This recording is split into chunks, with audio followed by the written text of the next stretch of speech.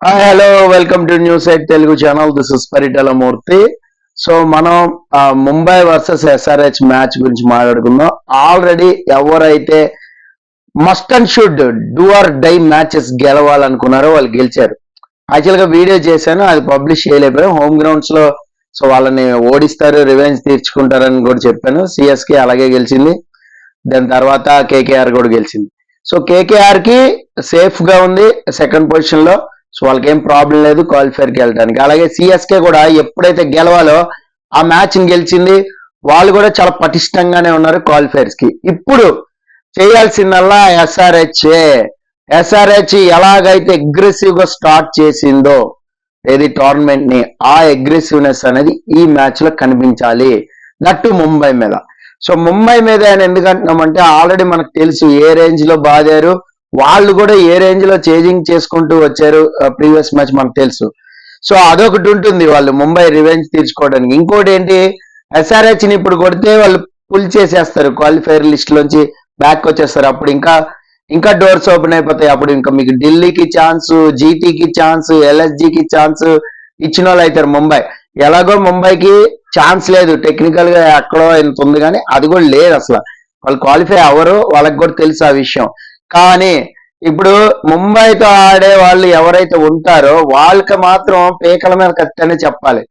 అమ్మ జీవితం గెలుస్తామా లేదా, ఈజీగా గెలిచేవాళ్ళు అనుకోండి హ్యాపీగా వెళ్ళిపోవచ్చు. అదే ముంబై చాలా బలమైన జట్టు, మనకు తెలుసు. ఏ టైంలో ఎలా ఆడతారో కూడా వాళ్ళకి తెలియదు. సో కాబట్టి ఈ క్వాలిఫైర్కి వెళ్ళే వాళ్ళని గబుక్కునే ఓడగొట్టి లాగారనుకో, అనవసరంగా వీళ్ళు వెళ్ళరు, వాళ్ళని వరకు క్వాలిఫైర్కి అన్నట్టు ఉంటది. సో ఇప్పుడు ఎస్ఆర్హెచ్ సంకటం అదే అనమాట. సంకటం అంటే కష్టం అదే అనమాట. ఏంటి అంటే అటు ముందుకి వెళ్ళాలన్నా వీళ్ళని కొట్టాలి. అలాగే సో వీళ్ళు గెలిచినా కూడా ముంబైకి అంత పెద్ద ఛాన్స్ లేదు. సో కాబట్టి must and should win SRH అవ్వాలి. సో ఎస్ఆర్హెచ్ అవ్వాలంటే ఏం చేయాలి, స్పిన్నర్ని, ఎక్స్ట్రా స్పిన్నర్ని ఆడించుకోవాలి. మేబీ ఇంపాక్ట్ ప్లేయర్ కింద ఎక్స్ట్రా స్పిన్నర్ని ఆడించే ఛాన్స్ అయితే ఉంటుంది. అటు ముంబై కూడా ఎలాగో క్వాలిఫైర్కి వెళ్ళలేదు కాబట్టి కొత్త ప్లేయర్స్ ని, ఇప్పుడు కుమార్ కార్తికేయ ఉన్నాడు, Kumar Karthikeyani spin bowling option ఉంది.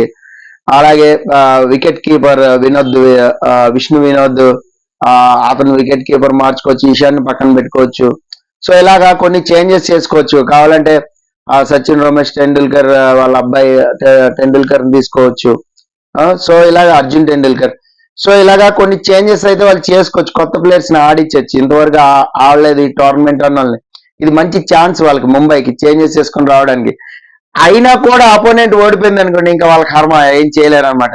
సో కాబట్టి మాక్సిమం చేంజెస్ అయితే చేస్తారు, కొంత ప్లేయర్స్ కి అయితే రెస్ట్ ఇస్తారు. ఎవరైతే వరల్డ్ కప్ ఆడబోతున్నారు, మేబీ రోహిత్ శర్మ మన ఇంపాక్ట్ ప్లేయర్ ఆడాడు. సో మేబీ రోహిత్ శర్మని పక్కన పెట్టచ్చు, వేరే ఎవరినైనా అవకాశం ఇవ్వచ్చు ఓపెనర్ కి.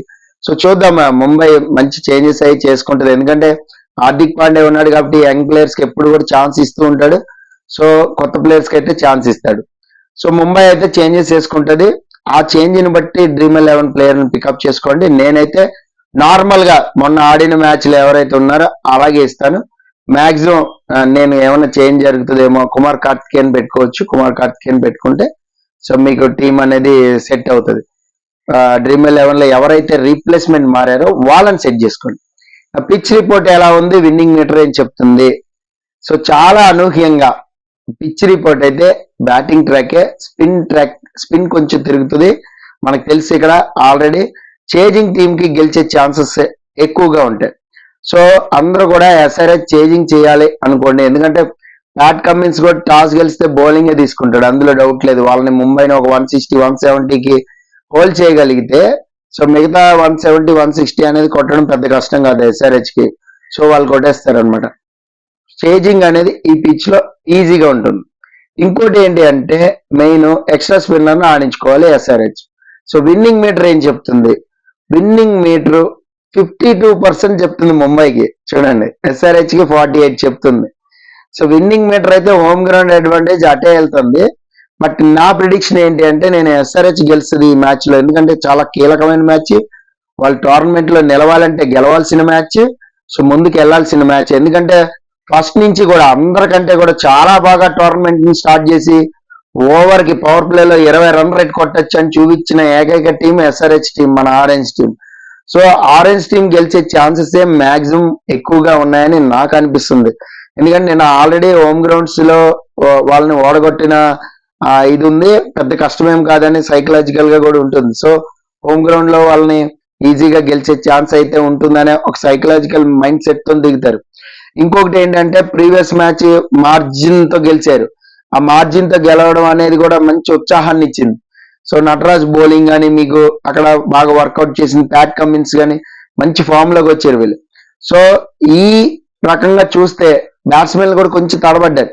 బట్ ఈ మ్యాచ్ మాత్రం ఖచ్చితంగా ఆడతారు. ఒక ట్రావిస్ హెడ్ తప్ప అభిషేక్ శర్మ అంత ఇంపాక్ట్ చూపించలేదు మొన్న. సో ఇప్పుడు అభిషేక్ శర్మ ఇరగదీస్తాడు, అలాగే ఓపెనర్స్ బాగా ఆడతారు, అలాగే ఆడమ్ మార్కరమ్ కానీ క్లాసన్ కానీ ఇది కూడా ఇక ఈ కాంబినేషన్ కూడా బాగుంటది.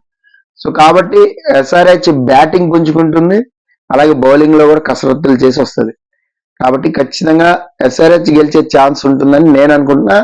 సో ఎక్స్ట్రా స్పిన్నర్ ఆడించుకుంటే బెస్ట్ ఇంపాక్ట్ ప్లేయర్ కింద.